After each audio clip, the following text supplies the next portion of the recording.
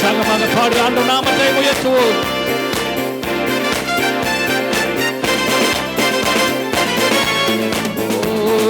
மகிமை மாட்சிமை நிறைந்தவரே மகிழ்வுடன் சத்தமாய் மகிமை ஆமென் மகிழ்வுடன் தொழுதிடுவோம். பரிசுத்த தேவனா பரிசுத்த தேவனாம் இயேசுவை பணிந்தே தொழுகுவோம். எத்தனை பேர் சொல்றீங்க? பரிசுத்த தேவனாம் இயேசுவை பணிந்தே தொழுகுவோம். மகிமை மாட்சிமை நிறைந்தவரே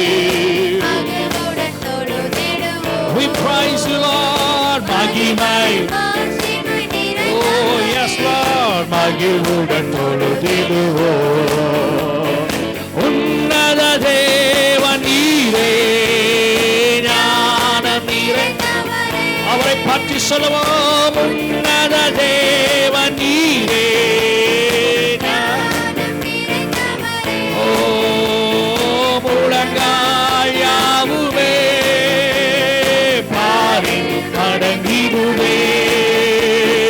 உயர்ந்தவரே சிறந்தவரே என்றும் தொழுதிடுவோம். நீங்க சொல்லுங்க. உயர்ந்தவரே சிறந்தவர் என்றும் அவரை துதிக்கப்படத்தக்கவர். மகிமை மாட்சிமை நிறைந்தவரே மகிழ்வுடன் தொழுதிடுவோம். சொல்லுங்க. மகிமை மகிழ்வுடன் தொழுதிடுவோம். ஒருவரும் சேர ஒளியில் வாசம் ஆமென் ஆமென். ஒருவரும் சேர ஒளியில் வாசம் செய்பவரே ஒளியினை தங்குமே இதயத்தில் வாசம் செய்யோ.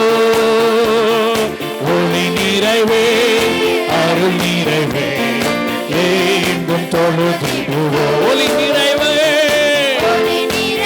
ஆமென் என்றென்றைக்கும் மகிமை மகிமை மாட்சிமை ஓ மகிழ்வுடன் தொழுதிடுவோம்.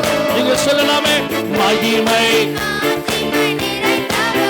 ஆமென் மகிழ்வுடன் பரிசுத்த தேவன் நீரே பாதம் பணிந்திடு. ஓ பரிசுத்த தேவன் நீரே பாதம் பணிந்திடு. ஆமாண்டவரே கழுவிய நிறுத்தினீரே சத்திய தேவன் நீரே கனமகிமை செலுத்திய நான் எங்கும் தொழுதிடுவோம். கனமகிமை கனமகிமை செலுத்திய நான் எங்கும் தொழுதிடுவோம். மகிமை மகிமை மாட்சிமை ஆமென் மகிழ்வுடன். நல்ல கரங்களை தட்டி உற்சாகமா சொல்லுங்க. மகிமை. பிஎஸ்சி ஃபிசிஷியன் அசிஸ்டன்ட் முடிச்சுட்டு இன்டர்ன்ஷிப்காக ப்ரேயர் பண்ணிட்டு இருந்தேன். ப்ரைவேட் செக்டரில் இன்டர்ன்ஷிப் கிடைக்கணும்னு ரொம்ப எனக்கு பிரயாசம். அப்போலோ மியாட் அந்த மாதிரி சென்னை சைடு போகணும் அப்படின்னு. ஆனால் வந்து நாங்கள் பிரயாசப்பட்டதிலும் கத்தர் வந்து Oddanchatram CF hospital Christian fellowship ஹாஸ்பிட்டலில் கிடைக்கிறதுக்காக கத்தர் கிருபை செய்தார். அங்கே போய் இப்போ ஒரு 1 month ஆக போகுது. நான் பிரயாசப்பட்ட ஹாஸ்பிட்டலில் போயிருந்தா கூட இந்த அளவுக்கு ரெஸ்பெக்ட் இருந்திருக்குமான்னு தெரியாது. எங்களுக்கு கொடுக்குற ரெஸ்பெக்டை காட்டிலும் நான் மட்டும்தான் அங்கே இந்த கோர்ஸை படித்த ஸ்டூடெண்ட்டாக அங்கே போயிருக்கேன். அங்கே இருக்கிற நர்சஸ்லேருந்து டாக்டர்ஸ் வரைக்கும் அவ்வளோ ரெஸ்பெக்ட்ஃபுல்லாக என்னை வந்து ட்ரீட் பண்ணுறாங்க. சிஸ்டர்ஸ் எல்லாம் மேம் டாக்டர் அந்த மாதிரி தான் கூப்பிடுவாங்க. அப்போ எனக்கு ரொம்ப ஹாப்பியாக இருக்கும். ப்ரைவேட்டில் போனால் கூட இப்படி நமக்கு கிடைக்காது. கத்தர் வந்து நேர்த்தியான இடத்துல நம்மளை கொண்டு போய் சேர்த்துருக்காருன்னு. அப்புறம் ஹாஸ்டல் நினச்சி நான் ரொம்ப வரி பண்ணேன், எப்படி இருக்குமோ தெரில அப்படின்னு. அதுவும் கத்தர் சமாதானமாக என்னை நடத்தி கொண்டு வரார். ஒவ்வொரு நாளும் டியூட்டி அப்போது நிறையா பேஷண்ட்டெல்லாம் பார்க்கும்போது அங்கெல்லாம் வில்லேஜ் சைடுலேருந்து வரவங்க தான், ஒரு கிராமத்தில் இல்லைன்னா அங்கே இருக்கிற மலையிலேருந்தெல்லாம் வரவங்க. ஒருத்தவங்களுடைய வாழ்வாதாரத்தை அவங்களோட கஷ்டங்களெல்லாம் சொல்லும் போது கர்த்தர் வந்து எவ்வளோ, அதாவது நம்ம நினைக்கிறதுக்கும் அவ்வளோ மேலாக நம்மளை வந்து பாதுகாக்கிறாரு, நம்மளை வந்து ஆசீர்வதிக்கிறார். நம்மளுடைய குடும்பத்தில் உள்ள பிரச்சனைலாம் ஒரு பிரச்சனை இல்லை, நம்ம ஒரு நாளும் 1000 நன்றி சொன்னாலும் பத்தாது, அந்த அளவுக்கு தேவன் வந்து ஆசீர்வாதமாக வச்சுருக்காரு. அவங்களோட இதெல்லாம் கேட்கும் போது தான் நம்ம எவ்வளோ ஆசீர்வாதமாக இருக்கணும் ஒரு நாளும் எனக்கு ரியலைஸ் ஆகும். அது கர்த்தருடைய நாமத்துக்கு ஸ்தோத்திரம் உண்டாகுதா. அப்புறம் ஃபைனல் எக்ஸாமோடைய ரிசல்ட்டை நினச்சி நாங்கள் ரொம்ப பயந்துகிட்டே இருந்தோம். ஏன்னா 2 பேப்பர் தான், ஒரு பேப்பர்லேயும் 4 சப்ஜெக்ட் கம்பைண்டாக இருக்கும். ஃபஸ்ட் இயர் செகண்ட் இயரை காட்டிலும் தேர்ட் இயரில் ரொம்பவே கஷ்டமாக இருந்துச்சு. எவ்வளோ பிரயாசப்பட்டு படித்தோம், ஆனால் கொஷின் பேப்பர் அவ்வளோ டிஃப்ரெண்ட்டாக இருந்துச்சு. பர்சன்டேஜ் ஆஃப் சப்ஜெக்டோட பர்சன்டேஜும் வேறு மாதிரி கொடுத்துருந்தாங்க.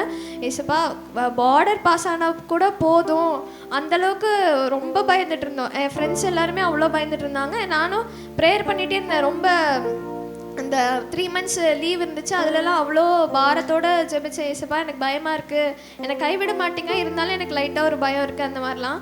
அப்புறம் ரொம்ப பயந்துகிட்டே இருந்தோம். அப்புறம் எங்களோட டிபார்ட்மெண்ட்டோட ரிசல்ட் மட்டும் ரொம்ப டிலே ஆகிட்டே இருந்துச்சு. எல்லாருக்கும் வந்து எல்லோரும் இன்டர்ன்ஷிப்பே ஜாயின் பண்ணிட்டாங்க, எங்களுக்கு மட்டும் ரொம்ப டிலே ஆகிட்டே இருந்துச்சு. அப்புறம் நான் டியூட்டி முடிச்சுட்டு 4 மணிக்கே ரிசல்ட் வந்துருச்சு. நான் பார்த்தது 7:30 மணிக்கு தான் பார்த்தேன். யாரும் எனக்கு காலும் பண்ணல, எதுவும் எதர்ச்சியாக குரூப் பார்க்கும் போது இருந்துச்சு. கர்த்தர் வந்து இவ்வளோ கஷ்டமான சூழ்நிலையிலும் ஒரு பேப்பரில் டிஸ்டிங்ஷன் எடுக்க கர்த்தர் கிருபை செய்தார். அதுக்காக தேவனுடைய நாமத்துக்கு மகிமை உண்டாவதாக. அப்புறம் எங்களோட டிபார்ட்மெண்ட்டில் எல்லா ஸ்டூடெண்ட்ஸை காட்டிலும் நான் தான் வந்து நல்ல ஹாஸ்பிட்டலில் வந்து செட்டில் ஆகிருக்கேன். அதாவது 9 months தான் எங்களுக்கு இந்த ஹாஸ்பிட்டல், மீதி 3 months எங்கள் காலேஜ் ஹாஸ்பிட்டலில் தான் பண்ணணும்னு சொல்லிட்டாங்க. யாருக்குமே கிடைக்கல. 9 monthsனால் எங்கேயுமே எடுத்துக்க மாட்டுறாங்க. ரொம்ப கஷ்டமான ஒரு இதில் தான் இன்னும் நிறைய பேர் ஜாயின் பண்ணாமல் தேடிட்டு இருக்காங்க. ஆனால் நான் வந்து ஒரு பீஸ்ஃபுல்லான இடத்துல செட்டில் 1 month ஆகிடுச்சு. நான் ஃப்ரெண்ட்ஸ் கிட்ட வந்து சொல்கிறதுக்கும் எனக்கு பயமாக இருக்கும், அவங்களுக்கு கஷ்டமாக இருக்குமேனு. ஆனால் உள்ள நான் வந்து ஏசப்பா நம்பியிருக்கனால மட்டும்தான் நமக்கு இவ்வளோ சமாதானமாக இருக்குன்னு நினச்சிப்பேன். தொடர்ந்து என்னோட இன்டர்ன்ஷிப்காக ப்ரேயர் பண்ணிக்கோங்க. கர்த்தருடைய நாமம் மகிமை உண்டாகட்டும். வாசிங்கள் ஆதியாகமம் புஸ்தகம் 22ஆம் அதிகாரம் 14ஆம் வசனம். ஆதியாகமம் 22:14 ஒரு பர்வதத்தை குறித்து சொல்லப்பட்டிருக்கு. அந்த பர்வதத்தை குறித்து அழகா இன்னைக்கு நம்ம ஆபிரகாம் அந்த இடத்துக்கு யெகோவா ஈரே என்று பெயரிட்டான்.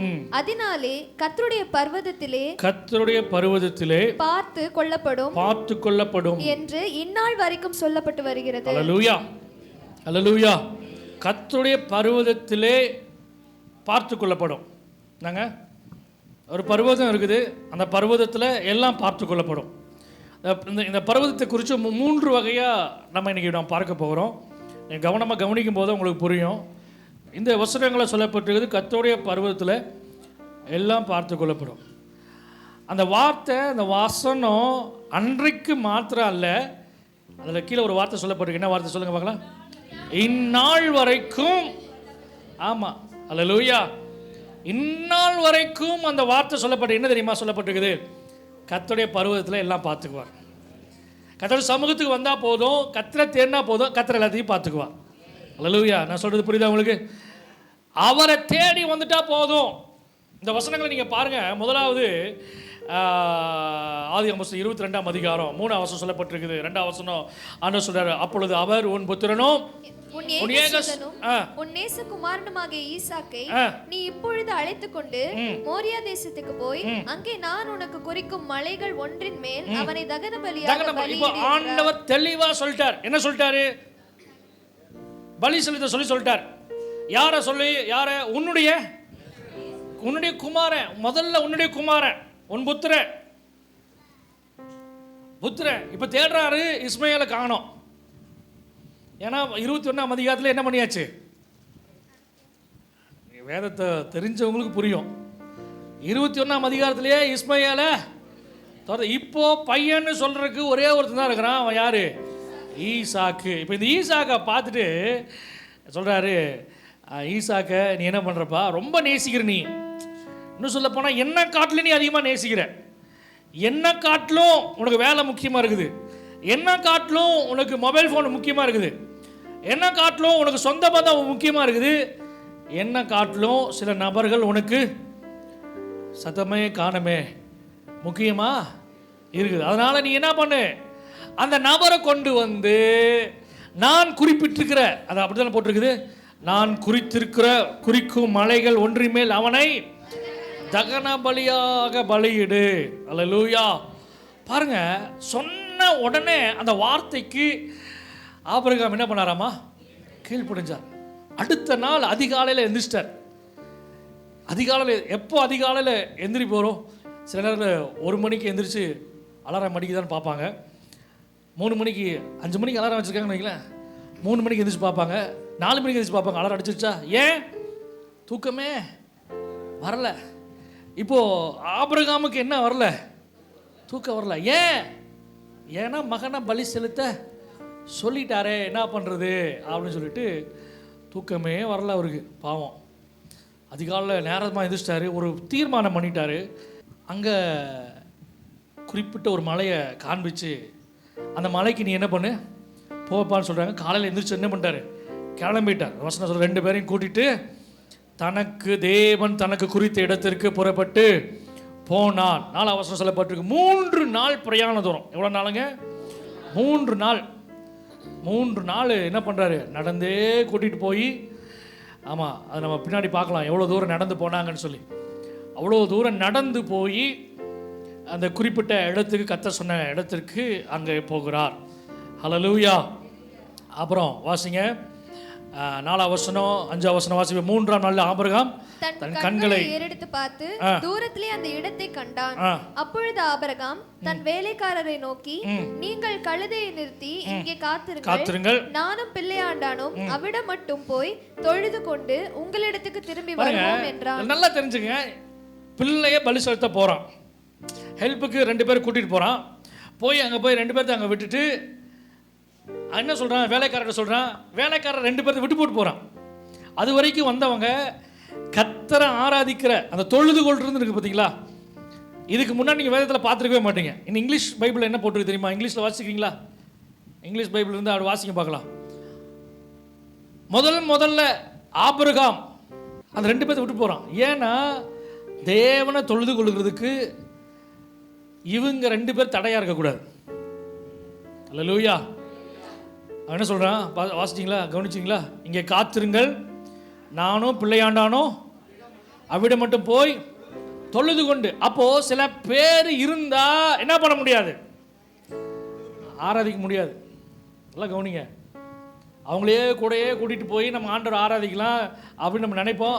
அவன் நம்மளையும் கெடுத்து போடுவான். டீ சாப்பிடலாமா? ஆமாம், என்னது வர்ஷிப் நடந்துருக்கோம், ஆராதனை நடந்துட்டுருக்கப்போ வசனம் கேட்குறப்போ டீ சாப்பிட்லாமா? சொல்லிச்சு தண்ணி. இது இப்படிப்பட்ட ஆட்கள் என்னது? இவனும் உட்கார மாட்டான். அதனால் 2 பேர்த்து என்னது? அவன் விட்டு வந்துட்டான். நான் புரியுதா உங்களுக்கு? இவங்க டிஸ்டர்பன்ஸ் எடுத்துட்டீங்களா? வாசிங்க பார்க்கலாம் அந்த வசனம். ஏன்னா அதில் ஒரு ரகசியம் இருக்குது.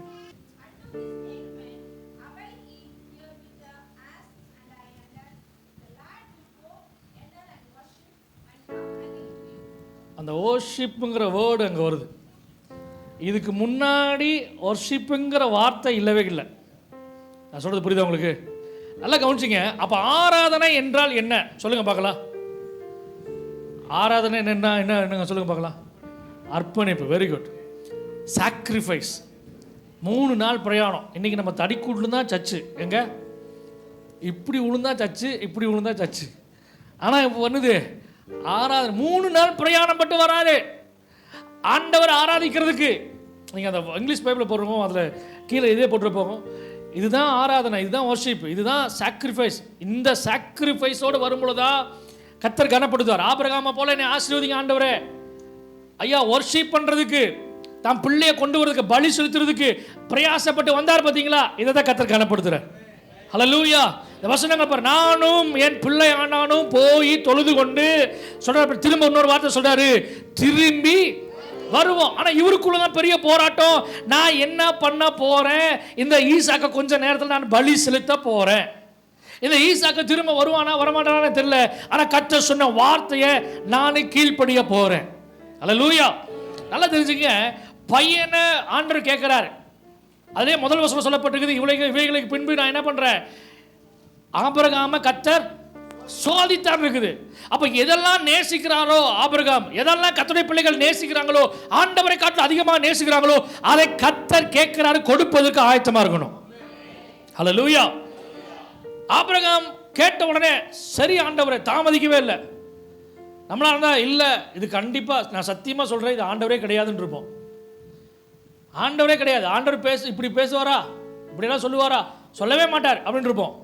ஆனால் ஆபிரகாம் நல்லா தெரியுது. ஆபிரகாமேன்னு சொன்னோன்னே அடுத்த வேர்டு சொல்கிறாரு, ஆண்டவரே சொல்லுங்கப்பா, அப்படிதான் போட்டு முதல் வசனம்.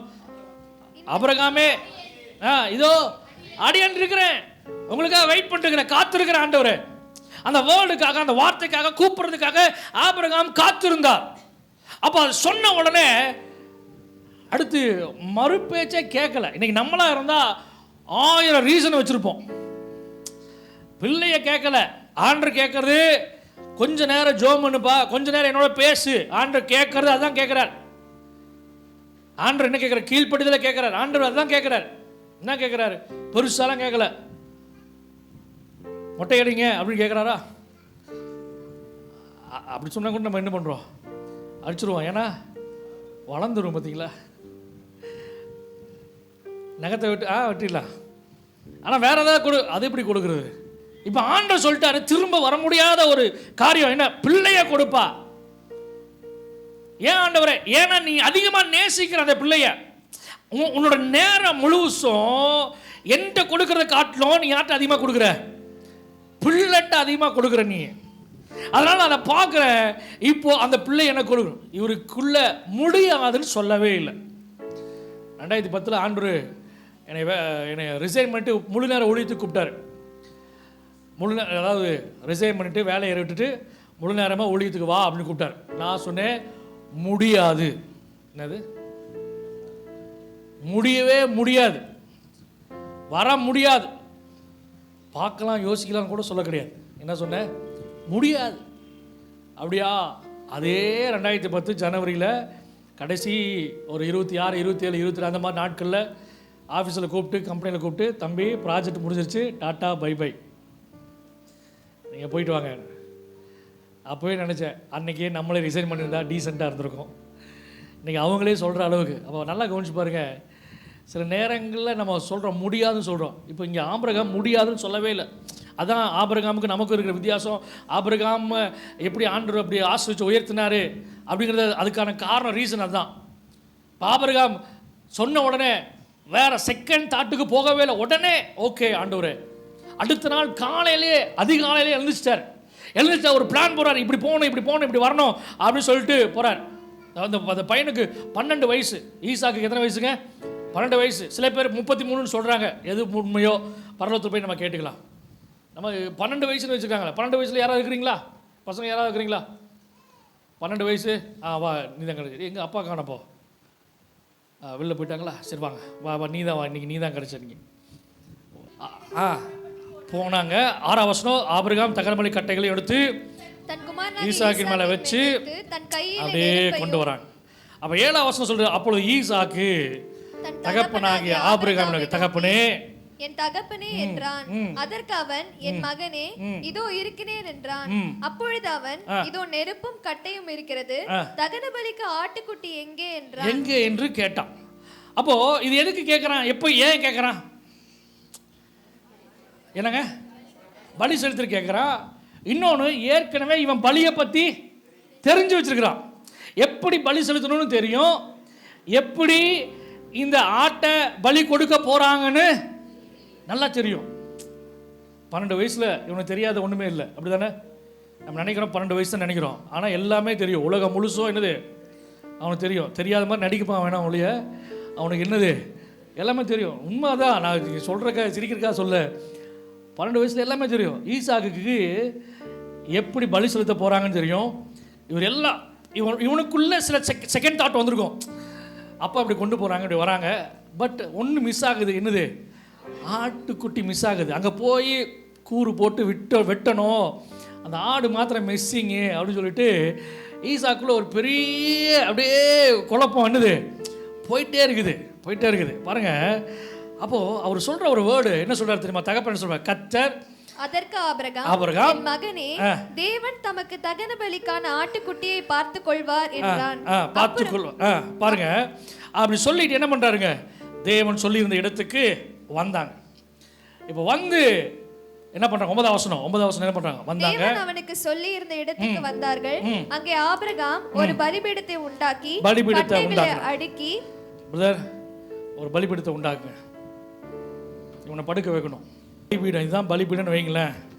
இந்த பலிபீடத்தை 2 பேர் சேர்ந்து என்ன பண்ணாங்க? வேற யாரும் கிடையாது, ஆபிரகாமும் 2 பேர் மாத்திரம்தான். வேற யாருமே, வேலைக்காரங்க எங்க இருக்கிறாங்க? கீழே இருக்கிறாங்க. அவங்க டிஸ்டர்பன்ஸ், அதனால அவங்களை அங்கேயே விட்டு வந்தாச்சு. இப்போ இவங்க 2 பேர் என்ன பண்ணிட்டாங்க? 2 பலிபீடத்தை ரெடி பண்ணிட்டாங்க. ரெடி பண்ணதுக்கு அப்புறம் என்னது?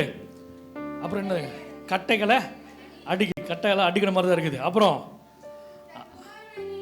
தன் குமார் நாங்கள் ஈசாக்க கட்டி சாலும் கையை கட்டுங்க. ஆமா, நல்ல கையை கட்டு பாருங்க. அடுத்து சொல்லுங்க பார்க்கலாம். பின்பு ஆபிரகாம் தன் குமாரனை வெட்டும்படிக்கு இல்ல அதுக்கு முன்னாடி வாங்க. அந்த பலிபீடத்திலே அவனை என்ன பண்ணாங்க? கட்டைகளின் மேல் அவனை கிடத்தினான். அவனை என்ன பண்ணிட்டாங்க? படுக்க வச்சுட்டாங்க.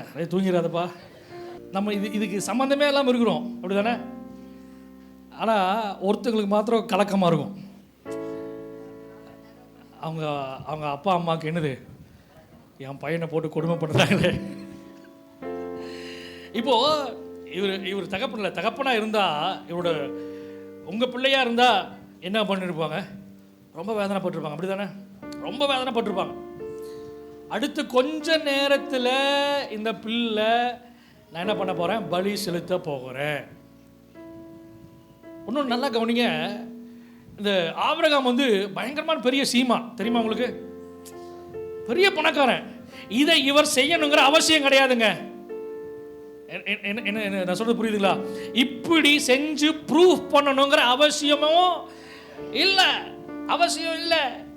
இவருக்கு எல்லாமே இருக்குது. இப்போ நீங்க சில பேர் கூப்பிட்டீங்கன்னு வச்சுக்கல, சில பேருக்கு சுவிசேஷம் சொன்னோம்னா என்ன தெரியுமா சொல்லுவாங்க? எதுக்கு நான் இப்பவே நல்லா தானே இருக்கிறேன் அப்படின்னு சில பேர் சொல்லுவாங்க. இப்பவே எனக்கு ஒரு பிரச்சனை இல்லை, நான் நல்லா தான் இருக்கிறேன் அப்படிம்பாங்க. இப்போ இவர் கையில கத்தி எடுத்துட்டார். இப்போ இந்த பிள்ளை பேசாமல் இருக்குது. ஏன் பேசாமல் இருக்குது தெரியுமா? அவங்க அப்பா மேலே நம்பிக்கை. அல்லேலூயா. இவங்க அப்பா மேலே நம்பிக்கை, ஆண்டவர் மேலே விசுவாசமாக இருக்கிறனால தான் தன் நேசிக்கிற பிள்ளைங்க, அதிகமாக அன்பு கூறுற பிள்ளை. இவருக்கு ஒரு போராட்டம் இருக்கும், அப்படிதானே? இவர் போராட்டங்களை சில பேர் புரிஞ்சிக்க முடியுது உங்களால். இவர் மனசில் அளவில் என்னென்ன போராட்டத்தில் அனுபவிப்பாருங்கிறது உங்களுக்கு நல்லா அண்டர்ஸ்டாண்ட் பண்ண முடியுது. இப்போ இவனுக்குள்ள ஒரு போராட்டம் இருக்கும். எப்படா குத்துவார்? இப்படி வந்துட்டார், இனிமேல் இந்த அப்பா சொல்லி நான் வருவேங்கிற, கடைக்கு போகலாம் வாடான்னு கூப்பிட்டா கூட நான் என்ன பண்ண மாட்டேன், வரமாட்டேன். என்ன நீ பாசமாக கூப்பிடு, ஈசாக்கு இன்னைக்கு வாடா பலி செலுத்த போகிறான்னு சொல்லும் போதே நான் உஷாராயிருக்கணும். இல்லை கீழே 2 பேரும் வேலைக்காரங்களுக்கு விழும் போது நான் என்ன பண்ணிருக்கணும்? ஐயோ அவசரப்பட்டு வந்துட்டோமே, இந்த மனுஷன் விசுவாசம் சொல்லிட்டு அதுக்கு உதாரணம் நான் தான் கிடச்சேனா அப்படின்னு சொல்லிட்டு என்ன பண்ணிருக்கான்? கீழே உட்காந்து படுத்து பலகாரம். ஆனால் ஒன்று, அப்பா மேலே ஒரு நம்பிக்கை. அல்லேலூயா. அப்பா மேலே ஒரு விசுவாசம். அப்பா எனக்கு ஒன்றும் என்ன பண்ண மாட்டார்? கெட்டது செய்ய மாட்டார். என்னை ஒப்பு கொடுக்க மாட்டார். என்னை வந்து என்னது சரி பரவாயில்ல, அப்பாவுக்கு நான் கொடுக்குறேன் என் வாழ்க்கை, அந்த மாதிரி தான் சாக்ரிஃபைஸ். 2 பேருமே சாக்ரிஃபைஸ் தான். ஆபிரகாமும் சாக்ரிஃபைஸ், அப்புறம் ஈசாக்கு சாக்ரிஃபைஸ். 2 பேரும் குறிப்பிட்ட அந்த இடத்துக்கு பாருங்க. அந்த வசனம் சொல்லுது, அடுத்த வசனம், அந்த இடத்துல அவர் கத்தியை எடுத்து, பின்பு ஆபிரகாம் தன் குமாரனை வெட்டும்படிக்கு தன் கையை நீட்டி கத்தியை எடுத்தான். அப்பொழுது கர்த்தருடைய தூதனானவர் வானத்திலிருந்து ஆபிரகாமே என்று கூப்பிட்டார். அல்லேலூயா. பாருங்க, 2 தடவை கூப்பிடுறார். நீங்க சில இடங்கள்ல பாத்தீங்கன்னா, வேத வசனத்துல நீங்க பாத்தீங்கன்னா தெரியும், 2 தடவை கூப்பிடுவார். ஏன்னா முக்கியமா அவசரம். ஏன்னா ஆண்டவர் தெரியும், இவன் கத்தியை ஓங்கிறது மாத்திரம் இல்லை, அடுத்து இவன் என்ன பண்ணிடுவான்? வெட்டிடுவான்ப்பா. இவன் அவ்வளோ விசுவாசம், அவ்வளோ வைராக்கியம் என் மேல. ராமன் சொல்லுங்களேன். அல்லேலூயா. ஏன்னா சும்மா என்ன ஒப்புக்குச்சப்பா, சும்மா சாதாரணமாலாம் விசுவாசம் வைக்கல, நம்பிக்கை வைக்கல, முழுமையாய் விசுவாசமாய் நம்பி இருந்தான், நிச்சயத்திருந்தான். எபிரேயர் 11 சொல்லப்பட்டு முழு நிச்சயமாய் நம்பி இருந்தான். ரோமர் 4ஆம் அதிகாரத்தில் சொல்லப்பட்டு நம்பி இருந்தான். முழுமையாய் இயேசுவின் மேல விசுவாசம் வச்சு, ஆண்டவர் மேல விசுவாசம் வச்சிருந்தான், நம்பிக்கை வச்சிருந்தான். பாருங்க, கத்தி எடுத்து வெட்ட போற நேரத்தில் ஆபிரகாமே சொல்லி என்ன பண்றாரு? அந்த இடத்துல ஆண்டவர் பிள்ளையாண்ட மேல உன் கையை போடாதப்பா, எனக்கு தெரியும் நீ இதை செய்ய, அடுத்த வருஷம் சொல்லப்பட்டு நீ இதை செய்ய. அப்பொழுது கர்த்தருடைய தூதனானவர் வானத்திலிருந்து ஆபிரகாமே ஆபிரகாமே என்று கூப்பிட்டார். அவன் இதோ அடியேன் என்றான். அப்பொழுது அவர், பிள்ளையாண்டான் மேல் உன் கையை போடாதே, அவனுக்கு ஒன்றும் செய்யாதப்பா, நீ அவனை உன் புத்திரன் என்றும் உன் ஏக சுதன் என்றும் பாராமல் எனக்காக ஒப்பு கொடுத்தபடியினால். அந்த வார்த்தையை பாருங்களேன், எனக்காக. அல்லேலூயா. அதுக்கு முன்னாடி ஒரு வார்த்தை சொல்ற, நீ உன் புத்திரனை பார்க்கல, உன் ஏக சுதனை பார்க்கல, இதுக்கப்புறம் உனக்கு பிள்ளை இல்ல. இருந்த இஸ்மாயேலை நீ என்ன பண்ணிட்ட? துரத்தி விட்ட. 21ஆம் அதிகாரத்தில் துரத்தி விட்டாச்சு. இஸ்மாயேல் கிடையாது. ஒரே ஒரு பிள்ளை, ஒண்ணு கண்ணே கண்ணு. அது யார் தான்? ஈசாக்கு. இப்போ ஈசாக்கா ஆண்டவரா அப்படின்னு வரும்பொழுது நம்மளா இருந்தா ஆண்டவரே டாட்டா பை பை அப்படின்னு இருப்போம். ஆனா ஆபிரகாம் அப்படி இல்லை. ஈசாக்கை காட்டிலோ எனக்கு ஆண்டவர் முக்கியம். அல்லேலூயா. ஏன் நினைச்சார் தெரியுமா? எபிரேயர் 11:17 வாசிங்க. விசுவாசனால சோதிக்கப்பட்ட போது ஈசாக்க பலியாக ஒப்பு கொடுத்தார். சும்மா பேரளவில் சும்மாலாம் கிடையாதுங்க. பலியான பலின ஒப்பு கொடுத்துட்டார். செகண்ட் தாட் வரவே இல்லை. செகண்ட் தாட்டுக்கு இடமே கொடுக்கல. நீ பல நேரங்கள் நமக்கு செகண்ட் தாட் வருது. பல நேரங்களில் பல காரியங்கள்ல பல சூழ்நிலை செகண்ட் தாட். ஆனா செகண்ட் தாட்டுக்கு இவர் இடம் கொடுக்கவே இல்லை. அல்லேலூயா. இவர் கையை ஓங்கிட்டார். கையை ஓங்குங்களா பதர்? இப்படி ஓங்கிட்டார். இவர் கீழே அடுத்தது ஸ்டெப் என்ன தெரியுமா? வெட்டு தான். என்னங்க? அடுத்த ஸ்டெப் இவர் வெட்டுறதான். அடுத்தது அவ்வளவுதான், முடிஞ்சுது. ஆனா அந்த சூழ்நிலை வரைக்கும் கர்த்தர் பாருங்க, அந்த வேர்டு சொல்லப்பட்டிருக்குது. இப்பொழுது அந்த வேர்டு இருக்குமே ஆதியாகமம் புத்தகத்துல 22ஆம் அதிகாரத்துல, இப்பொழுது நீ தேவனுக்கு பயப்படுகிறவன் என்று இப்பொழுது அறிந்திருக்கிறேன். எப்போது அறிந்திருக்கிறார்? எப்போது அறிந்திருக்கிறார்? சொல்லுங்க பார்க்கலாம். எப்போது சொல்லுங்க பார்க்கலாம். ஏங்க இங்க பாருங்க, எப்போது தெரியுமா? சில இப்போது நமக்கு ஏன் வரல சொல்லல தெரியுமா? கையை தூக்கல, இன்னும் ஆக்ஷனுக்குள்ள போகல, இன்னும் படுக்க வைக்கல, கட்டைகளை அடுக்கல, இன்னும் கொடுக்கல. அல்லேலூயா. ஒப்பு கொடுக்கல. இங்க பாருங்க, அவர் கையை தூக்குற வரைக்கும், அது வரைக்கும் ஆண்டவர் என்ன பண்றாரு தெரியுமா? அந்த இப்பொழுதுங்கிற வேர்டை சொல்லவே இல்லை. இப்பொழுது அப்படிங்கிற வரைக்கும், அந்த நேரம் வரைக்கும் ஆண்டவர் பொறுமையா இருக்கிறார். நல்லா தெரியும் கடைசி நேரத்தில் காப்பாத்திடுவேன்னு நல்லா தெரியும் ஆண்டவருக்கு. நல்லா கவனிங்க, தெரியும். ஆனா ஆபிரகாம் செய்கிறாரா இல்லையா, ஒப்பு கொடுக்கிறாரா இல்லையா என்பதை கர்த்தர் பார்க்கிறார். அல்லேலூயா. உங்க வாழ்க்கையில் அப்படிதான். சில இப்பொழுது வராத காரணம் என்ன தெரியுமா? இப்பொழுது வராத காரணம் விசுவாசம் இல்லை, ஒப்பு கொடுக்கல. அல்லேலூயா. சத்தமா சொல்லுங்களேன், அல்லேலூயா, அல்லேலூயா. ஒப்பு கொடுக்கல. அடுத்து வாசிங்களேன், வாசிங்க, தொடர்ந்து வாசிங்க.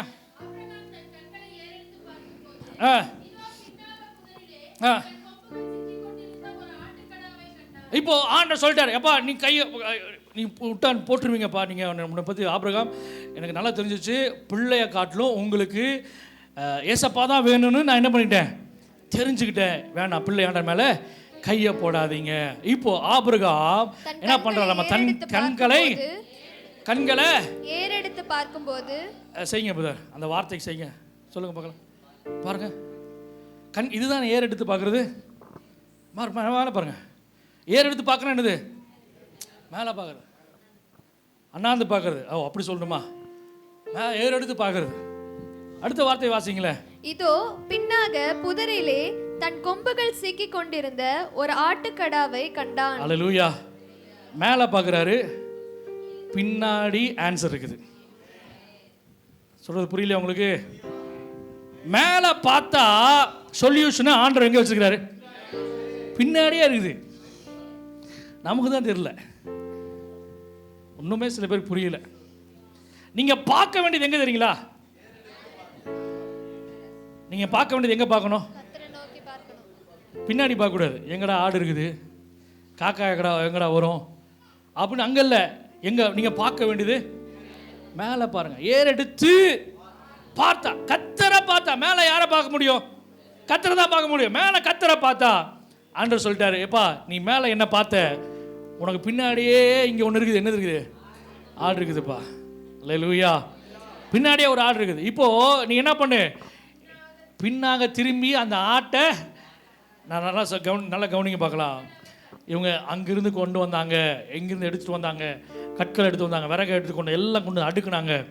அடுக்கிறப்பெல்லாம் அந்த ஆட்டுக்கடா கொம்பில் சிக்கியிருக்கிற அந்த கடாவுடைய சத்தம் கேட்கல. அதை கண்களுக்கு ஆண்டவர் மறைச்சு வச்சிருந்தார். இப்போ மேலே பார்த்த உடனே பின்னாடி பார்ப்பாங்கிறார் ஆண்டவர். சில கேள்விகளுக்கு நீங்க மேலே பார்த்தீங்கன்னா கர்த்தர் உங்களுக்கு பதிலை பின்னாடியே வச்சிருப்பார். அல்லேலூயா. ரொம்ப ரிஸ்க்லாம் எடுக்க வேண்டாம், ரொம்ப பெருசா ரொம்ப தூரம்லாம் போக வேண்டாம், பின்னாடியே வச்சிருப்பார். ஆமென். இஸ்ரவேல் ஜனங்க அப்படியே நடந்து போறாங்க. ஆண்டவரே தண்ணி இல்லை, தண்ணி இல்லை, தண்ணி இல்லை. ஒரு இடம் வந்துச்சு, ஓடி போய் தண்ணியை குடிக்கிறாங்க. ஆனா தண்ணி எப்படிப்பட்ட தண்ணி? கசப்பான தண்ணி. ஆண்டவர் சொல்றாரு, என்ன ஆண்டவரே பண்றது? மோசே கேட்கற, என்ன ஆண்டவரே பண்றது? ஏய் நான் என்னப்பா பண்றது? அங்க பக்கத்திலே ஒரு மரம் இருக்குது பாரு, கொப்பை வெட்டி என்ன பண்ணு, உள்ள போடு. சொல்யூஷனை பக்கத்திலே வச்சிருக்கிறாரு. அல்லேலூயா. நம்ம செய்ய வேண்டியது கர்த்தரை நோக்கி பார்க்கணும், நம்ம பார்க்க வேண்டியது அவரை நோக்கி பார்க்கணும், நம்ம கேட்க வேண்டியது அவரை நோக்கி பார்க்கணும். ஆமென். சங்கீதம் 121:1 தெரிஞ்ச வசனம் சொல்லுங்க பார்க்கலாம். எனக்கு ஒத்தாசை வரும் பர்வதத்துக்கு நேராக. என் கண்களை, என் மேனேஜருக்கு நேரா இல்ல, என் ஓனருக்கு நேரா இல்ல, எனக்கு உதவி செய்யறேன்னு சொன்ன சொந்த பந்துக்கு நேரா இல்ல, எனக்கு ஒத்தாசை அனுப்புறேன்னு சொன்ன என் தேவனுக்கு நேராக என் கண்களை நான் நோக்கி பார்க்கிறேன். எனக்கு வேற எங்க இருந்து ஒத்தாசை வராது. எங்க இருந்து வருமாமா? வானத்தையும் பூமியும் படைத்த கர்த்தரிடமிருந்து எனக்கு ஒத்தாசை வரும். மனுஷன்றது எனக்கு ஒத்தாசை வராது. அல்லேலூயா. மனுஷன் உதவி செய்ய மாட்டான், மனுஷன் ஒத்தாசை செய்ய மாட்டான், மனுஷன் நமக்கு உதவி செய்ய மாட்டாங்க, நன்மை செய்ய மாட்டான். ஆண்டவரை தேடும் பொழுது, ஆண்டவரை நோக்கி பார்க்கும் பொழுது கர்த்தர் ஒத்தாசை அனுப்புவார். நான் சொல்றது எத்தனை பேருக்கு புரியுது உங்களுக்கு? அல்லேலூயா. செய்யணுங்கிற அவசியம் இல்லை. நான் மறுபடியும் யோசிச்சு எனக்கு நேற்று அது பெரிய போராட்டமாக இருந்துச்சு. இவர் செய்யணுங்கிற அவசியம் இல்லை, இவர்கிட்ட எல்லாமே இருக்குது. என்னங்க, எல்லாமே இருக்குது. இன்னைக்கு நம்ம அப்படி தான் நினைக்கிறோம். எதுக்கு நம்ம சர்ச்சுக்கு போகணும், எதுக்கு நம்ம ஜோமன்னு நினைக்கிறோம். ஏன்? சில காரியம் இருக்குதுல்ல, சில காரியம் இருக்கிறதுனாலே தேட மாட்டோமே. யோசிச்சு பாருங்க. செய்யணுங்கிற அவசியம் இல்லை, ஆனால் கீழ்ப்படிஞ்சார், ஒப்பு கொடுத்தார். வசனம் சொல்லப்பட்டு ஒப்பு கொடுத்தார். ரெண்டாவது அதில் கீழே வசனம் சொல்லப்பட்டு என்ன பண்ணாராமா? வாசிங்க. அதே ஆதியாகமம் புஸ்தகம் 22ஆம் அதிகாரம் 16ஆம் வசனம். இந்த காரியத்தை நீ உன் புத்திரன் என்றும் உன் ஏகசுதன் என்றும் பாராமல் அவனை ஒப்பு கொடுத்து இந்த காரியத்தை செய்தபடினால். அல்லேலூயா. இந்த காரியத்தை செய்த. அடுத்து 18ஆம் வசனம் சொல்லப்பட்டிருக்குது, நீ என் சொல்லுக்கு கீழ்ப்படிந்தபடியினால். நான் சொன்னதை நீ கேட்டப்பா, ஒப்பு கொடுத்த, செய்த, கீழ்ப்படிந்த. இந்த 3 காரியம் ஆபிரகாம் குறித்து சொல்லுங்க. அப்படியே இந்த 3 காரியத்தை சொல்லுங்க பார்க்கலாம். ஒன்று சொல்லுங்க பார்க்கலாம். அவன் ஒப்பு கொடுத்தான், அப்புறம் செய்தான், அப்புறம் கிரி இல்லாத விசுவாசம் செத்தது. விசுவாசம் மாத்திரம் இல்லை, கிரியில காண்பிச்சா. அல்லேலூயா. 3வது என்ன பண்ணாராமா? கீழ்ப்படிந்தார். அல்லேலூயா. நம்மளுடைய வாழ்க்கையில விசுவாசம் வளரணும், என்ன பண்ணணும்? 3 காரியம் செய்யணும். சொல்லுங்க பார்க்கலாம், மறுபடியும் சொல்லுங்க பார்க்கலாம். ஒப்பு கொடுக்கணும், செய்யணும், கீழ்ப்பட. 3 காரியம் இருந்தால் போதும். அந்த மேலே இருக்கிற வசனத்தை வாசிங்களே. உன்னை ஆசீர்வதிக்கவே, ஆசீர்வதித்து உன் சந்ததியை வானத்து நட்சத்திரங்களைப் போல, கடற்கரை மணலை போலவும் பெருகவே பெருக பண்ணுவேன். அல்லேலூயா. எல்லாரும் போல இல்லைங்க, ஒரு புதிய ஒரு ஆசீர்வாதம், நன்மை இந்த ஆபிரகாம் கொடுக்கிறார்னா sacrifice. Hallelujah. Praise the Lord, praise the Lord. Hallelujah. 2 பேர் பட்ட போராட்டம் 3 நாள் சொல்லவே முடியாது. ஆமென். இவர் ஐயா கத்தி கொண்டு போகிற வயசான காலத்தில் தப்பி தவறி கீழே போட்டுறாதீங்க. யோசிச்சு பாருங்களேன் என்ன சூழ்நிலை. இவர் ஐயா ஒரே ஒரு பையன், அதையும் நான் கொடுக்குறேன். விசுவாசம் நம்ம வாக்குத்தத்தம் பண்ணப்பட்டவன். அவன் என்ன பண்ணுவானா? எபிரேயர் 11 சொல்லப்பட்டிருக்குது, மரித்தாலும் அவனை எழுப்ப வல்லவர் என்று விசுவாசித்திருந்தான். அல்லேலூயா. இந்த விசுவாசத்தை கர்த்தர் கனப்படுத்தினார். Thank you brother. நல்ல பெரிய கைதட்டி கொடுத்துங்க பார்க்கலாம். உங்களுக்கு நல்ல கைதட்டி கொடுத்துங்க பார்க்கலாம். ஹல்லேலூயா, ஹல்லேலூயா, பிரைஸ் காட். கர்த்தர் நல்லவர். ஆமென். இருட்டு விட்டுருங்க. பாருங்க, 2வது காரியமாக நான் இது சொல்ல போகிறேன். 22:14. இந்த இடத்துக்கு யெகோவா ஈரே என்று பெயரிட்டான். எந்த இடத்துக்கு? தகன பலியிடுகிற அந்த இடத்துக்கு கர்த்தர் ஆட்டுக்கடாவை ஆயத்தம் பண்ணின இடம். ஏன்னா இந்த ஆபிரகாமுக்கு நல்லா புரிஞ்சிருச்சு, இந்த ஆட்டுக்கடா சாதாரண இல்லை, இது வந்து ஒரு பயங்கரமான இது. கடா விருந்து கேள்விப்பட்டிருக்கீங்களா? கெடா விருந்து. ஆமாம், ரொம்ப ஸ்ட்ராங்காக இருக்கும், நல்லாயிருக்கும், டேஸ்ட்டாக இருக்கும். விளக்குங்க அப்படின்னா நிறைய பேர் பக்கமாக விளக்குவாங்க. சரி, அதை பற்றி நிறைய அனுபவம் எக்ஸ்பீரியன்ஸ் இருக்குது. கடா விருந்து. ஆமாம். இப்போது இந்த கடாவை எங்கே சிக்க வச்சுக்கிறார்? முள்ளில் சிக்க வச்சுக்கிறாரு. ஆபிரகாம் நல்லா தெரியுது, இந்த கடா உருவாகிறதுக்கு குறைஞ்சபட்சம் எத்தனை வருஷம் ஆகும்? எத்தனை வருஷம் ஆகும்? ஒரு 3-4 வருஷம் ஆகும். அந்த கடாவாக மாறுறதுக்கு, பலி செலுத்தக்கூடிய அளவுக்கு அது தகுதியாக மாறுறதுக்கு சில வருஷங்கள் ஆகும். நான் சொல்கிறேன் பாருங்கள், ஈசாக்குக்காக 2-3 வருஷத்துக்கு முன்னாடியே கடாவை ஆயத்தம் பண்ணிட்டார். அல்லேலூயா. உங்களுடைய பிரச்சனைக்காக சொல்யூஷனு ஏற்கனவே ஆயத்தப்படுத்திட்டாரு. அல்லேலூயா. 2 ராஜாக்கள் புஸ்தகம் 4ஆம் அதிகாரத்தில் அங்கே போய் கூழ் காய்ச்சுறாங்க. அப்போ ஒருத்தன் கொண்டு போய் பேய் கொமட்டிக்காயை கொண்டு வந்து அந்த கூழில் போட்டான். அப்போ அங்கே கூப்பிட்றாங்க, ஐயா பானையில் சாவு இருக்குது, பானையில் சாவு இருக்குது. எலிசா சொல்கிறார், ஏய் பானையில் சாவு இருக்குதா? என்ன பாப்படு, ஒரு மாவு எட்டு வா. என்ன இருக்குது? மாவு தான் இருக்குது. அந்த மாவை எடுத்துட்டு வா, மாவை போடு. என்ன போகுது?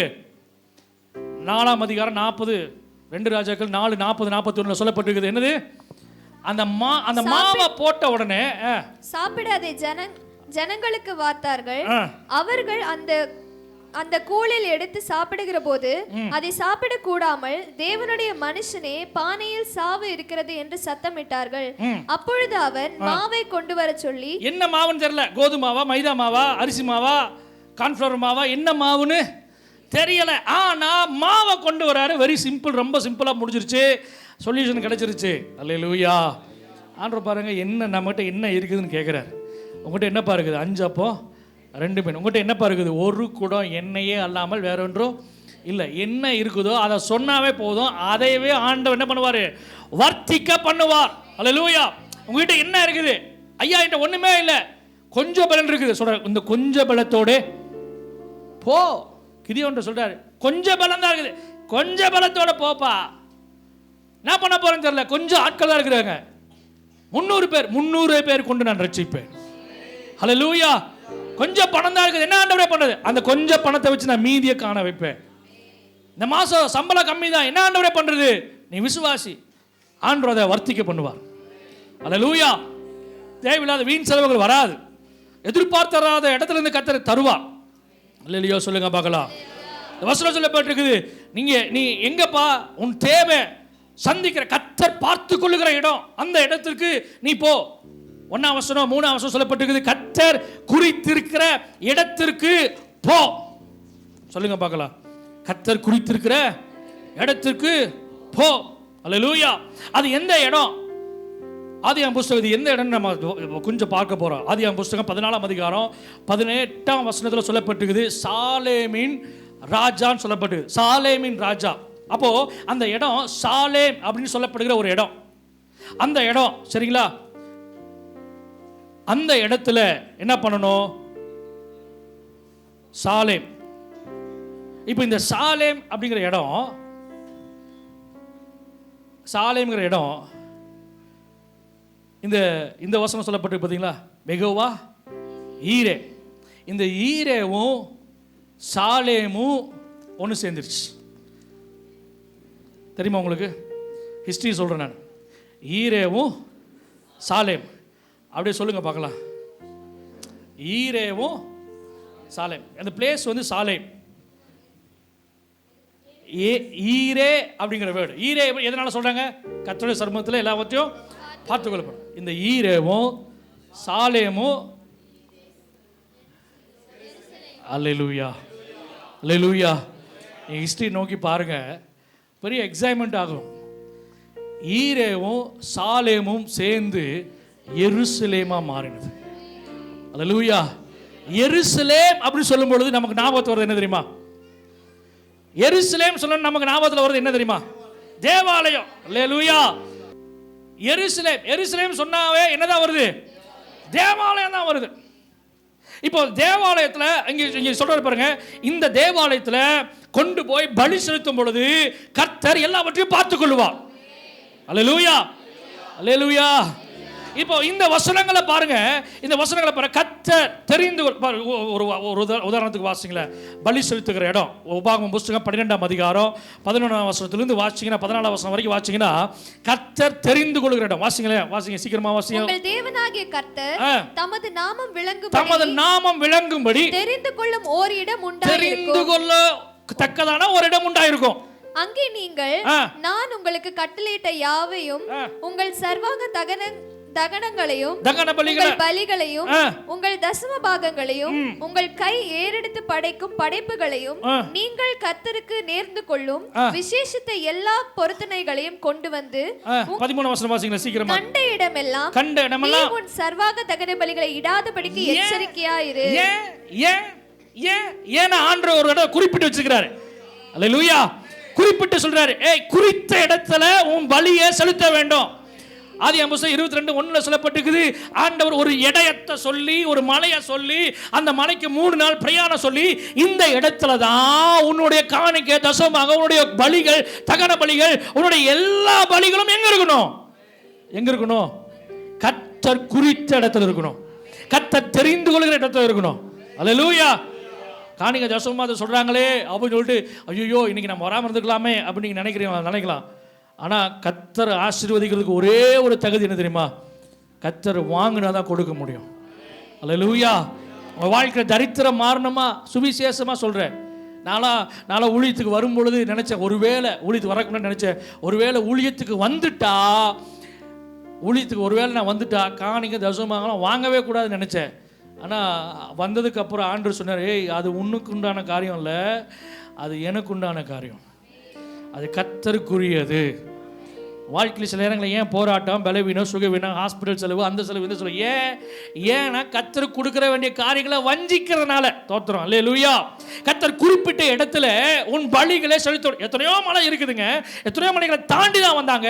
3 நாள் பிரயாணப்பட்டு கர்த்தர் குறிப்பிட்ட இடத்துல அவர்கள் வந்து காணிக்கை செலுத்தினாங்க, தகன பலிகளை செலுத்தினார்கள். அல்லேலூயா. ஏன் நீங்க பாருங்க, இன்னும் அதை பாருங்களேன், ரொம்ப ஆச்சரியமா இருக்கும். அந்த வசனங்களை வாசிங்களேன். ஆதியாகமம் 22:1, அப்புறம் 2 நாளாகமம் 3:1 வாசிங்க. இந்த காரியங்கள் நடந்த பின்பு தேவன் ஆபிரகாமை சோதித்தார். எப்படி எனில் அவர் அவனை நோக்கி ஆபிரகாமே என்றார். அப்பொழுது அவர் உன் புத்திரனும்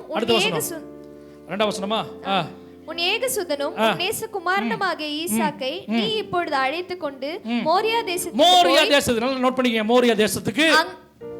மோரியா தேசத்துக்கு போய் அங்கே நான் உனக்கு குறிக்கும் மலைகள் ஒன்றின் மேல் அவனை தகன பலியாக பலியிடு. இப்போ 2 நாளாகமம் புஸ்தகம் 3ஆம் அதிகாரம் 1ஆம் வசனம் வாசிங்க.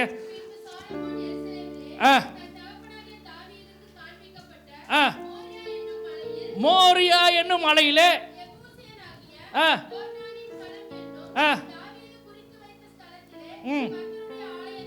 கர்த்தருடைய ஆலயத்தை கட்ட தொடங்கினான். 7ஆம் அதிகாரம் சொல்லப்பட்டிருக்குது. அவன் கட்டி முடித்தான். அல்லேலூயா. அல்லேலூயா. அவன் எந்த காலம்? மோரியா தான். அது எந்த காலம்? ஒர்னானின் காலம். இந்த ஒர்னான் சொல்லும்போது வேற ஏதாவது ஞாபகத்துக்கு வருதா உங்களுக்கு? யாருக்குமே ஞாபகம் வரலையா? 1 நாளாகமம் புஸ்தகம் 21ஆம் அதிகாரம் 18 வசனம் வாசிங்க. அப்பொழுது எபூசியனாகிய ஓர்னானின் களத்திலே கர்த்தருக்கு ஒரு பலிபீடத்தை உண்டாக்கும்படி தாவீது அங்கே போக வேண்டும் என்று தாவீதுக்கு சொல் என்று கர்த்தருடைய தூதன் காத்துக்கு கட்டளையிட்டார். ஓகே, 22ஆம் அதிகாரம் முதல் வசனம் வாசிங்க. அதே. அப்பொழுது தாவீது தேவனாகிய கர்த்தருடைய ஆலயம் இருக்கும் ஸ்தலம் இதுவே, இஸ்ரவேல் பலியிடும் சர்வாங்க தகன பலியிடம் இருக்கும் ஸ்தலமும் இதுவே என்றார். இது எப்ப நடந்தது சொல்லுங்க பார்க்கலாம். தாவீது நாட்கள்ல நடந்தது என்ன? அப்படிதானே? ஆனா கர்த்தர் பலி செலுத்துறதுக்காகவே ஆபிரகாம் சொல்லி முன்னாடியே ஒரு இடத்தை ஆயத்தப்படுத்தி வச்சிருந்தார். அல்லேலூயா. அந்த இடத்துடைய மேன்மை தெரியுதா உங்களுக்கு? அதுக்கு தான் இவ்வளோ தூரம் சுற்றி வந்திருக்கிறோம். கண்ட இடங்களுக்கு என்ன பண்ணக்கூடாது? அல்லேலூயா. பலி செலுத்துறதுக்குன்னு ஒரு இடத்தை கர்த்தர் என்ன பண்ணிருக்கிறாரு? வைத்திருக்கிறார். ஆமென். அந்த இடத்த தான் இதை தாவீது கண்டுபிடிச்சிட்டாரு, சாலமோன் கண்டுபிடிச்சிட்டாரு. ஆனால் அதுக்கு முன்னமே இது பலி செலுத்துறதுக்கான இடம் சொல்லி 3 நாள் பிரயாண தூரத்தில் தெரியுமா இவங்களை அழைச்சிட்டு வந்தாங்க. எங்கிருந்து ஆதியாகமம் புஸ்தகம் 21ஆம் அதிகாரத்தில் 21:33. ஆபிரகாம் பெர்செபாவிலே ஒரு தோப்பை உண்டாக்கி. பின்னாடி உங்க பைபிளுக்கு பின்னாடி மேப் இருக்கா? எடுங்க பார்க்கலாம். இன்னைக்கு பைபிள் ஸ்டடி தான் எல்லாத்துக்கும். பின்னாடி மேப் இருக்கா?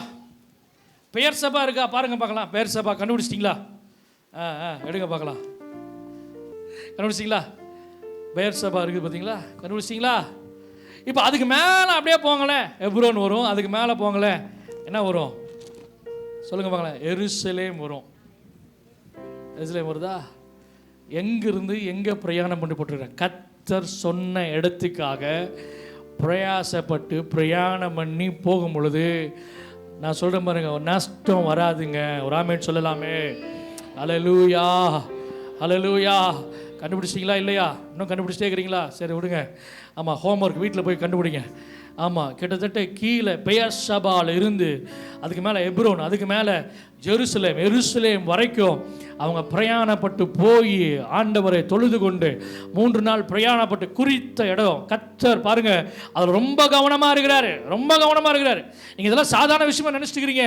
அதில் ரொம்ப கவனமாக இருக்கிறாரு. குறித்த இடத்துல தான் தகனபடி செலுத்தணும், குறித்த இடத்துல தான் இதை செய்யணும் அப்படின்னு ஆண்டவர் வெயிட் பண்ணுறாரு. அல்லேலூயா.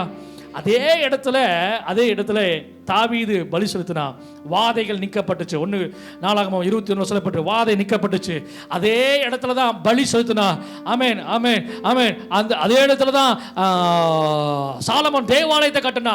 7ஆம் அதிகாரத்தில் சொல்லப்பட்டிருக்குது, இந்த ஸ்தலத்தில் செய்யப்படுகிற ஜெபமும் விண்ணப்பமும் என்னாலும் 7ஆம் அதிகாரம் 13, 14, 15, 16 சொல்லப்பட்டிருக்குது, நான் இதை தெரிந்து கொண்டு பரிசுத்த படுத்தினேன். 2 நாளாகமம் புஸ்தகம் 7ஆம் அதிகாரம். இந்த ஸ்தலத்திலே செய்யப்படும் ஜெபத்திற்கும் என் கண்கள் திறந்தவைகளும் செவிகள் கவனிக்கிறவைகளுமா இருக்கும். எந்த இடம் சொல்லுங்க பார்க்கலாம்? யெகோவா ஈரேன்னு ஆபிரகாம் பேர் வச்ச அதே பர்வதத்தில் கர்த்தர் சொல்றாரு, இந்த இடத்துல செய்யப்படுகிற அல்லேலூயா ஜெபமும் விண்ணப்பமும் பார்த்து கொள்ளப்படுந்தாங்க. உங்களுக்கு நான் சொல்றேன், இன்னும் ஆழமா போக போறோம். கர்த்தர் நல்லவர். ஆமென், அல்லேலூயா. 3வதா இதை முன்னொரு கோணத்தில் நம்ம பார்க்க போறோம். ஈசாக்கு இயேசு கிறிஸ்து 2 பேரும் ஒப்பனையா நம்ம பார்க்க போறோம். ஈசாக்கு பாருங்க, வாசிங்க, இந்த வசனங்கள் ரொம்ப அழகா இருக்கும். ஈசாக்கு ஆதியாகமம் புஸ்தகம் 22ஆம் அதிகாரம் 6ஆம் வசனம். ஆதியாகமம் 22:6 என்ன பண்றாராமா? அவங்க அப்பா ஈசாக்கு மேல என்ன பண்றாரு? வாசிங்க பார்க்கலாம். ஆபிரகாம் பலிக்கு கட்டைகளை எடுத்து தன் குமாரனாகிய ஈசாக்கின் மேல வைத்து அல்லேலூயா, பிதாவானவர் இயேசு கிறிஸ்து மேல ஒரு கட்டையை வச்சார். என்ன தெரியுமா? சிலுவை. அல்லேலூயா. இந்த கம்பேரிசன் பாருங்க, கம்பேரிசன், ஆவிக்குரிய கம்பேரிசன். சிலுவையை வச்சாரு. அந்த கட்டை மேலே தான் அவனை அடிக்க வைக்கணும். அதே போல இந்த சிலுவையில் தான் இயேசு கிறிஸ்துவை அடிக்க போறாங்க. கவனிக்கிறீங்களா? 2வது பாருங்க, ஆதியாகமம் 22:9 வாசிங்களே. அந்த அடுக்கிய கட்டைகள் மேலே அவனை கிடத்தினான். எந்த சிலுவையை இவர் சுமந்து கொண்டு போனாரோ அதே சிலுவையின் மேலே அவரை படுக்க வச்சு என்ன பண்றாங்க? ஆமா, அறையுறாங்க. 9ஆம் வசனம். ஈசாக்க என்ன பண்ணாங்களாமா? ஈசாக்க கட்டுனாங்க. ஏன்? அந்த கட்டில இருந்து வெளியே வந்துட கூடாது. இப்ப இயேசு கிறிஸ்துவோட கைகளை வெளியில வந்துடக்கூடாதுன்னு என்ன பண்ணாங்க தெரியுமா? ஆணினால அடிச்சாங்க. அல்லேலூயா. நான் சொல்றது புரியுதா உங்களுக்கு? 9ஆம் வசனம். ஈசாக்கு ரொம்ப அந்த வேர்டு சொல்லப்படலை, ஆனா நானா அதை எழுதினேன். ஈசாக்கு சத்தமே போடலைங்க. நம்ம பிள்ளையா இருந்தா ஐயோ காப்பாத்துங்க, கொலை பண்றாங்க. அப்பாவது வேற ஆகுது என்ன? கொலை பண்ண மனுஷனாயா இவன்? லூசாயா நீ? கேட்டிருப்பான். என்னங்க என்னப்பா இப்படி பண்ற நீ? ஈசாக்கு சத்தமிடவே இல்லைங்க. இந்த வார்த்தை ரொம்ப ரொம்ப ரொம்ப அந்த பாருங்க, அந்த வேர்டை கூட அங்கே குறிப்பிடல. அந்த ஈசா குறித்த வேர்டை கூட சொல்லப்படல. சத்தமே இல்லை. ஏசாயா புஸ்தகம் 53ஆம் அதிகாரம் 7ஆம் வசனம் வாசிங்களேன். ஏசாயா 53:7. அவர் நெருக்கப்பட்டும் ஒடுக்கப்பட்டும் இருந்தார், ஆனாலும் தம்முடைய வாயை அவர் திறக்கவே இல்லைங்க. அப்புறம் அடிக்கப்படும்படி கொண்டு போகப்படும்படி ஒரு ஆட்டுக்குட்டியை போலங்க. கொஞ்ச நேரத்தில் மட்டன் பிரியாணி போட போறாங்க. ஆனால் அந்த ஆடு அழகாக என்ன பண்ணும், துள்ளி குதிச்சு விளையாண்டு அந்த ஆட்டுக்குட்டியை பார்த்தா ரொம்ப சமாதானம் சூப்பராக இருக்கும். யோவான் சொல்றான், இதோ உலகத்தின் சகல பாவங்களை சுமந்து தீர்க்கிற தேவாட்டுக்குட்டி வராருப்பா. அவருக்கு ஒரு வெளிப்பாடு பாருங்க. பேசாம போறாருங்க, ஆட்டுக்குட்டி போல பேசாம போறார். ஒரு பேசிருக்கலாம், தகாத ஒன்றும் பேசலையே. பேசலாம், பேசவே இல்லை. தீர்க்கதரிசனமா சொல்லப்பட்டது. சத்தமிடாத அந்த வார்டை மாத்திரம் வாசிங்களேன். சத்தமிடாது இருக்கிற ஆட்டை போல. அல்லேலூயா. வாய திறவாது இருந்தார். ஈசாக்கு நினைச்சா கத்தி கூப்பாடு போட்டிருக்கலாம், கூச்சல் போட்டிருக்கலாம். கீழே நிக்கிற ஆல்பர்ட் எடிசனு, வாங்கடா மேல, எங்க அப்பா கொல்ல போறாரா, காப்பாத்துக்கடா, கத்திருக்கலாம். ஆனா என்ன பண்ணவே இல்லை. சரி கத்துறதை விடுங்க, பேசாம படுத்திருந்தான். அப்படித்தானே? துள்ளி குதிச்சிருக்கலாம், போய் நீங்க அந்த பக்கம் போய். இப்போ நம்மளால தான் என்ன பண்ணிருப்போம், ஒரு ஊசி போட முடியுதுன்னு நினைக்கிறீங்க பிள்ளைகளுக்கு, ஒரு மாத்திரை கொடுக்க முடியுது, ஒரு மருந்து வாயில ஊட்ட முடியுது, எவ்வளோ சமாளிக்க முடியல. ஈசாக்கா சமாளிக்க முடிஞ்சிருக்க, ஆனா சத்தமிடாது இருந்தார். அல்லேலூயா. இந்த பாயிண்ட் இருக்குதா இல்லையான்னு தெரியல, ஆனா சத்தமிடாம இருந்தாருங்க. ஒப்பு கொடுத்து அமைதியா இருந்தார். ஈசாக்கிட்ட பிடிச்ச ஒரு காரியம் தான், அப்பாட்ட ஒப்பு கொடுத்துட்டார். நீங்க பண்ணுங்க, நீங்க ஆண்டருக்கு ஒப்பு கொடுத்தீங்க, நான் உங்களுக்கு ஒப்பு கொடுத்துட்றேன். அல்லேலூயா. இல்லைன்னா சும்மாலாம் வர முடியாதுங்க. இவ்வளோ தூரம் ஆண்டருக்கு கொண்டு வரலாம் முடியாது. இந்த சாக்ரிஃபைஸை கர்த்தர் கனப்படுத்துகிறார். அல்லேலூயா. பாருங்க, அடுத்து சில காரியம் சொல்லிட்டு நான் ஜெபம் பண்ணி முடிக்க போறேன். அடுத்து ஈசாக்கு வாசிங்களேன். 10ஆம் வசனம் வாசி. ஈசாக்கு தன் குமாரனை வெட்டும்படிக்கு தன் கையை நீட்டி கத்தியை எடுத்தான். அப்பொழுது கர்த்தருடைய தூதனானவர் வானத்திலிருந்து ஆபிரகாமே ஆபிரகாமே. பாருங்க இந்த வசனம், ஈசாக்கு ஆபிரகாம் ஒப்பு கொடுக்கிறார். அதே போல ஈசாக்கும் தன் தகப்பனாகிய ஆபிரகாமுக்கு தன்னுடைய ஜீவனை என்ன பண்றாரு, ஒப்பு கொடுத்தார். என்ன சொல்ல போனா கீழ்ப்படிஞ்சார். அவர் கீழ்ப்படிஞ்சாரு, இவரும் என்ன பண்றாருங்க, கீழ்ப்படிஞ்சார். பிலிப்பியர் புஸ்தகம் 2ஆம் அதிகாரம் 8ஆம் வசனம் வாசிங்களா, தெரிஞ்ச வசனம். பிலிப்பியர் 2:8. சிலுவையின் பரியந்தம் அவர் மனுஷ ரூபமானாரு, மரண பரியந்தம், அதாவது சிலுவையின் மரண பரியந்தமும் கீழ்ப்படிந்தவரானார். ஈசாக்கு எப்படி ஆபிரகாமுக்கு கீழ்ப்படிந்தாரோ அதே போல இயேசு கிறிஸ்துவும் பிதாவாகிய தேவனுக்கு கீழ்ப்படிந்தார். அல்லேலூயா. இந்த சிலுவை மரணத்தினால் ரட்சிப்பு, சிலுவை மரணத்தினால உயிர்த்தெழுதல், சிலுவை மரணத்தினால ஒரு பெரிய விடுதலை என்று தெரிந்த உடனே அவர் கீழ்ப்படிந்தார். தன்னை தாழ்மைப்படுத்தி அதாவது சிலுவை பரியந்தம் தம்மையை தாழ்த்தினார், மரண பரியந்தமும். ராமன் சொல்லுங்க பார்க்கலாம். அல்லேலூயா. இவங்க பிரயாணப்பட்டு வந்தது எத்தனை நாள்? 3 நாள். பிரயாணப்பட்டு போனது 3 நாள். இது அப்படியே இயேசு கிறிஸ்துடைய உயிர்த்தெழுதலுக்கு அப்புறம், இந்த ரெசரேஷனுக்கு அப்புறம் ஈசாக்கு இந்த 3 நாள் வரும்போது இருந்த அந்த 3 நாள் காட்டிலும் திரும்பி போகும்போது இருக்கிற அந்த 3 நாள் வேற மாதிரி இருந்திருக்கும். ஈசாக்கு என்னங்க, வேற வித்தியாசமா இருந்திருக்கும். வரும்போது தெரியாம குழப்பத்தோட வந்திருப்பாரு, ஆனா போகும்போது ஒரு தெளிவோடு போயிருப்பாரு. அப்பா யாரு, ஏசப்பா யாரு, ஆண்டவர் யாரு, அவர் விசுவாசம் என்ன, வைராக்கி என்ன, நான் எப்படி அப்பாவை நம்புறேன், எல்லாத்தையுமே என்ன பண்ணுவாரு தெரிஞ்சிருப்பார். அல்லேலூயா. ஏங்க, அதாவது மோசமான தகப்பெல்லாம் கிடையாது இல்லைங்க. மோசமான மேகநாத பிரதர், நீங்க உட்கார்ந்து இருக்கிற இடத்துல வேலை செய்யறதுல பாம்பு அப்படின்னா என்ன பண்ணுவார் அவரு? என்னங்க, மைக் கொடுத்தா நல்லா இருக்குன்னு நினைக்கிறேன். அவர் என்ன பண்ண, தெரிச்சு ஓடிடுவாராமா. தெரிச்சு ஓடிடுவார். இந்த வார்த்தையை பிடிச்சிக்கங்க. இப்போ ஒரு பாம்பு, சும்மா சொல்றேன் பிரதர், ஏனோக்கு கிட்ட போகுது, என்ன பண்ணுவீங்க? Very good. ஒன்று பையனை காப்பாற்றணும் பார்ப்பீங்க, இல்லைன்னா அந்த பாம்பை அடிக்கிறக்கோ இல்லை பிடிக்கிறக்கோ பிள்ளைகிட்ட இருந்து காப்பாற்றுறதுக்கு ஏங்க யூஷுவலாக அதான் பண்ணுவான். பேரண்ட் தகப்பனாவே அதான் பண்ணுவாங்க. நான் சொல்கிறது புரியுதா உங்களுக்கு? புரியலையா உங்களுக்கு? அதான் பண்ணுவோம். ஆனால் இந்த இதே போல ஆபிரகாம் அதான் பண்ண, நன்மை தான் செஞ்சார். ஆனால் கர்த்தருக்கு கீழ்ப்படிஞ்சார்.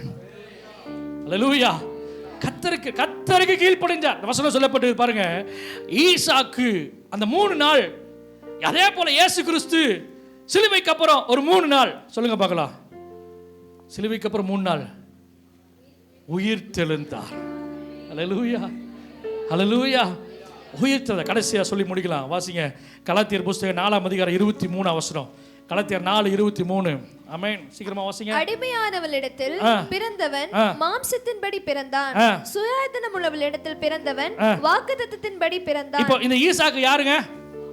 வாக்குத்தத்தத்தின்படி பிறந்தவன். வாக்குத்தத்தத்தின் சுதந்திரவாளியை பிறக்கப்பட்டதான் இந்த ஈசாக்கு. கலாத்தியர் 3:16 வாசிங்களேன். வாக்குத்தத்தங்கள் பண்ணப்பட்டன, சந்ததிகள் என்று அநேகரை குறிப்பிடாமல் உன் சந்ததி என்று,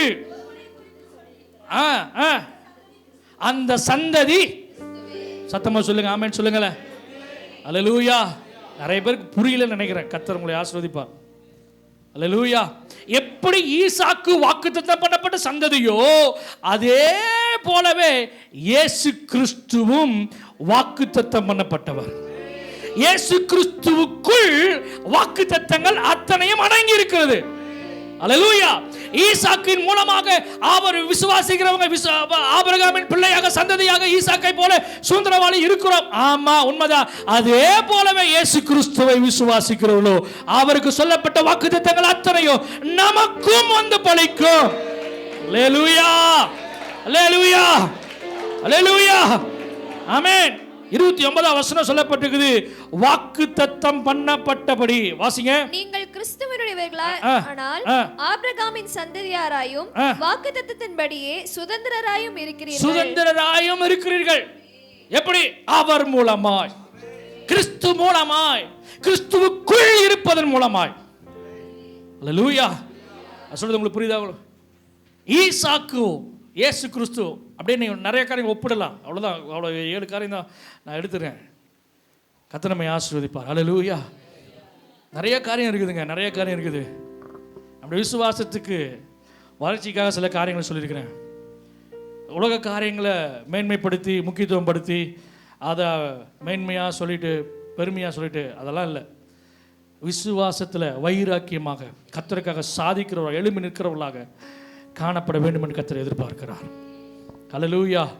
எத்தனையோ சந்ததி இருக்குது, எத்தனையோ ஜனங்கள் இருந்தாங்க, கோடிக்கணக்கான ஜனங்கள் இருந்தாங்க. ஆனால் கர்த்தர் இந்த ஈசாக்கின் சந்ததியை மாத்திரம் பிக் பண்ணார், தெரிந்து கொண்டார்.